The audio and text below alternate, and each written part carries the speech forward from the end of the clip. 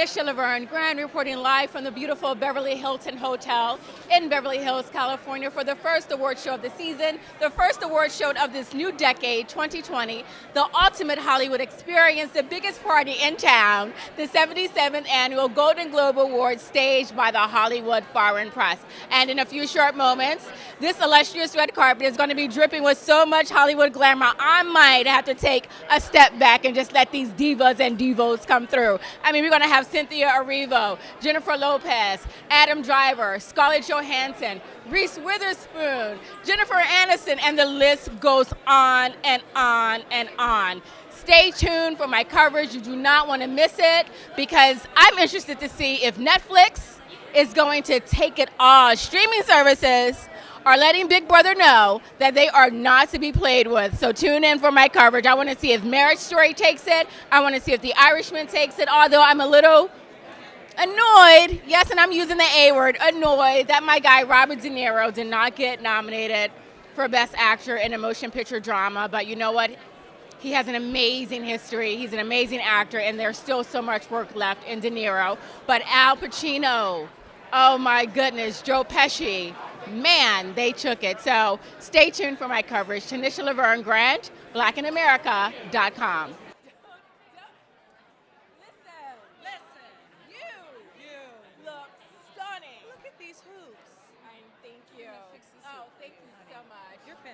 You're amazing. So are you. So are you. I mean, first of all, can we talk about this dress? Can we? It's by a designer named Kun Wee, and my jewels are by Gashwara. I was so excited that they allowed me to wear these beautiful baubles on my body. Stunning. Okay, so we got to talk about the morning show nominated this year. I mean, first of all, can we just talk? I got to roll back because it's a lot. We got the streaming services. Right. We got morning TV. Right. Me Too. Right. Time's Up. Yes. African American female producer, executive producer, which you portray on the show, had an affair with the man, caught up in the Me Too. Listen, I come from morning TV. I come from hard news. You play her so well. What resonated with you when you knew you were going to be a part of this amazing project? Well, what resonated with me was how the showrunner, Carrie Aaron, wanted to tell me a story in such a specific way to articulate her ambition, but also demonstrate that she is a woman who doesn't know what she's doing all the time. Do you know what I mean? She's a vulnerable, real person, and I thought that they did that really well. I think at Apple TV and on the morning show, representation matters. So what you'll find in the arc of my character is just a woman that's very relatable, but she also happens to be a woman of color. And I just love that we didn't necessarily point to that all the time. Yeah. You just knew it by seeing Mia walk on camera. Yeah. And so I just thought they did a beautiful job. I was so excited to collaborate with them, and it was a great time. So many moments that resonated with me with that character. Girl, listen, I come from NBC 10, Philadelphia. You remind me of an executive producer, Tammy Claiborne. You know who you are. Tammy was amazing. Tammy was an amazing producer, amazing drive, ambition. There was this one scene. You guys you're celebrating one of your colleagues' birthdays. You play that, oh my God, you play that so well. You play that so well. I mean, like, how do you do it? Like, how do you not put yourself in it as a woman, real time, living in this space, living in this environment, living in this culture? Well, I think part of the challenge with being an actor is that you do put yourself in that space. You sit in the soul of that character every time you go on screen. That's what makes it relatable. That's what makes it authentic. That's what makes it truthful.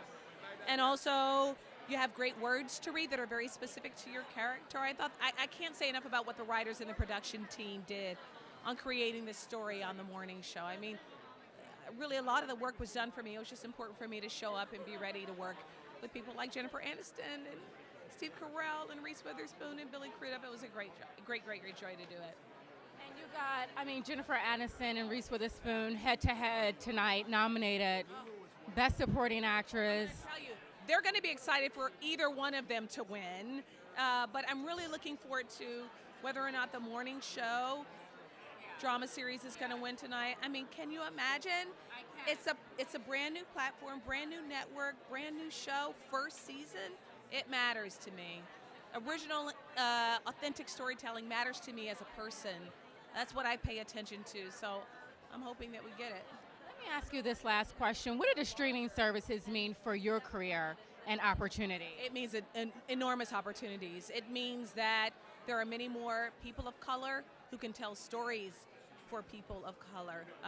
There isn't just Tyler Perry or Mara Brock Akil or, my showrunner, Carrie Aaron, or, there's so many different stories for all of the actors now. And I think diversity in storytelling is where we really need to be pushing ourselves in this industry. We're including actors of color and people behind the scenes, but now I think it's time for us to be diverse in the stories that we tell for people of color. And so I'm really excited to be on Apple TV because I think that they've got a lot of good stuff coming up.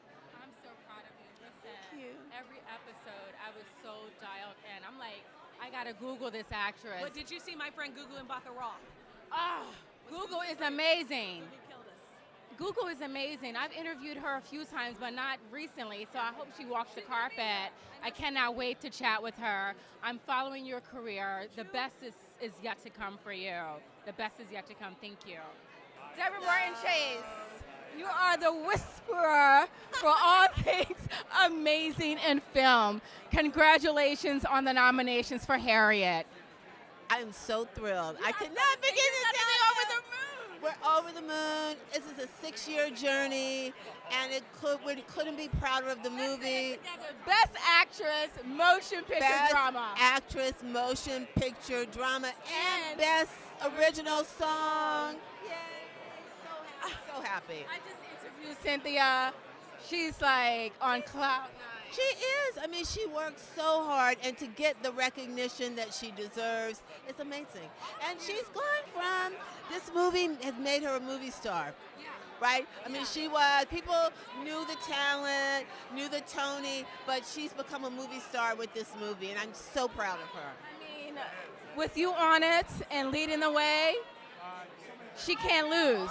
Talk to me a little bit about the process and developing the humanness of Harriet Tubman. A lot of times with our civil rights leaders, with our abolitionists, we kind of have them just as a symbol.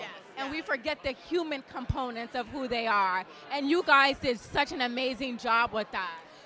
It's a group of female filmmakers. Casey Lemons, our amazing director, my producing partner, Daniela Tappen-Lundberg, and me. So you had women making this movie. And so from the very beginning, it was important that she be a real woman who was brave and who was vulnerable, who wanted to be loved, but also was strong. And so that she could be inspirational. Because if someone is perfect, they're not inspirational to us. And her story's so unbelievable, it's true, and the reason to tell it was to remind all of us about how much each of us can accomplish in life. I love it. Noah, thank you so much for stopping to talk with me today. Marriage Story is such an amazing film. Thank you. How are you feeling tonight with all the nominations? I mean, goodness gracious. First of all, Marriage Story, my parents took me when I was a little teeny tot of a girl to see Kramer versus Kramer. Right. Dustin Hoffman and Meryl Streep. And one of the things I wrote about Marriage Story, I said it is Kramer versus Kramer on steroids. I mean, wow, is all I can say. How are you feeling about the nominations that are on this film tonight?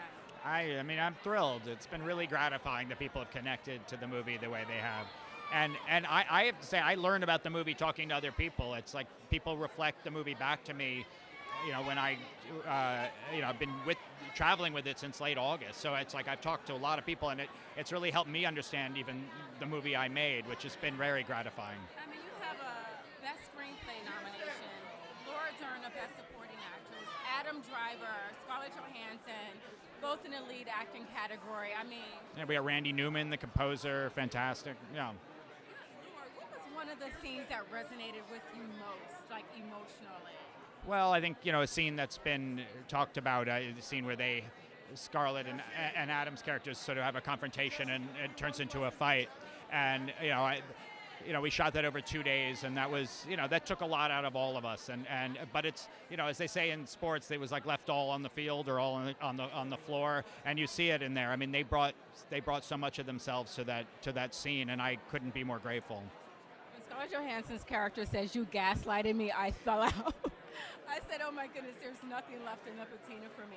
Well, this question is for ESPN. Do you remember 1992 when In Living Color did an episode of the NFL halftime show? I don't. I don't. I wish I did, but I don't. right, I fair love enough. that show, though. Fair enough. Thank you so much for your time. All right. Congratulations tonight. All right, thanks.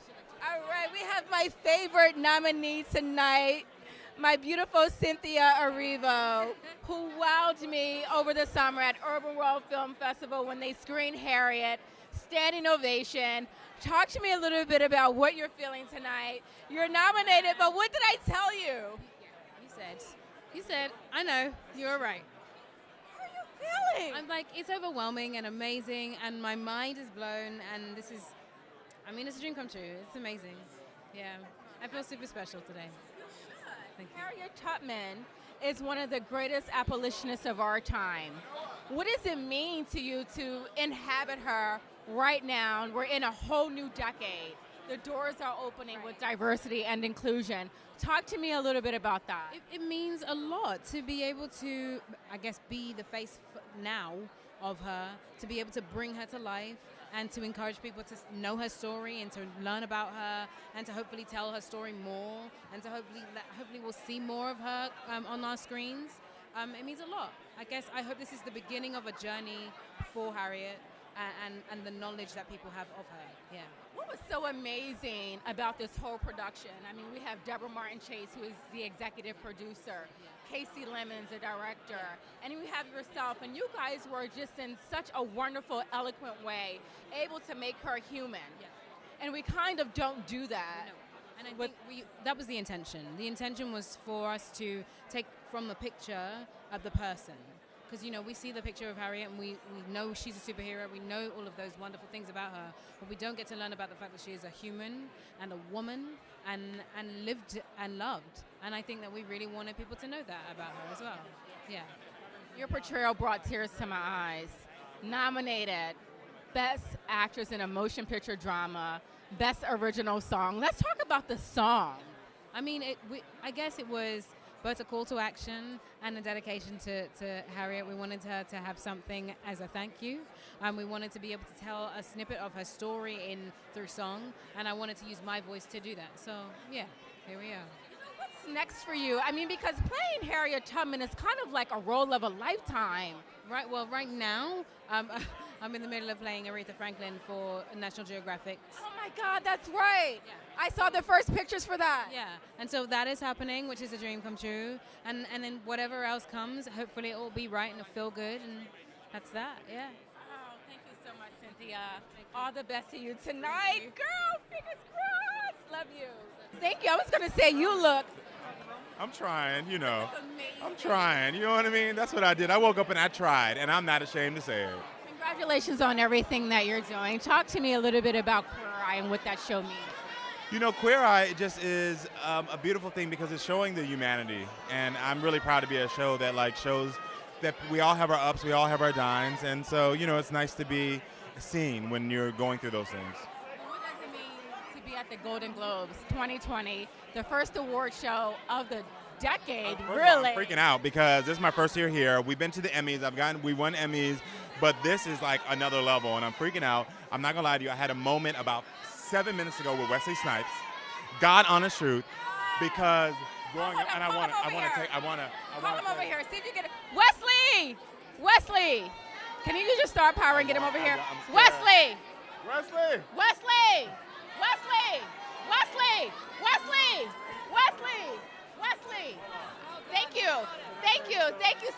Thank you so much.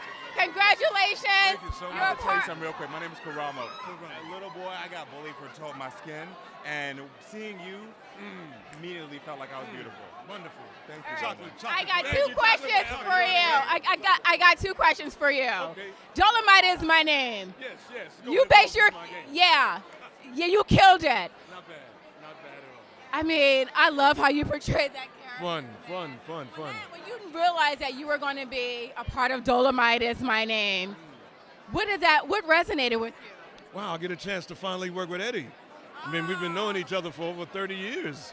and then we never had a chance to work together. Plus, I got a chance to work with Mike and all of these other guys and Craig. Oh man, I was in my element. I was having a blast. I watched it twice. Got to. I may have to watch it a third Yes, time. indeed. What's next for you? Next coming out is Cutthroat City first, RZA's film, a drama, and then we have later on in the year, Coming to America 2. Oh my God, Coming to America too. I got something special for you. Wow. What was it like working with? See this one, you're going to love it. What was it like working with Eddie Murphy for the first time? He's nominated tonight. It's blast. It's my man. He's well deserved. I think he is an absolute gem and another American treasure. And those numbers, they brought him back on SNL, did 10 million viewers. I mean, that's like. That's the man. That's right, of course. Why is everybody surprised? I'm not surprised. That's teach on it. I'm not surprised. Facts. Thank you so much. Thank you. Thank you.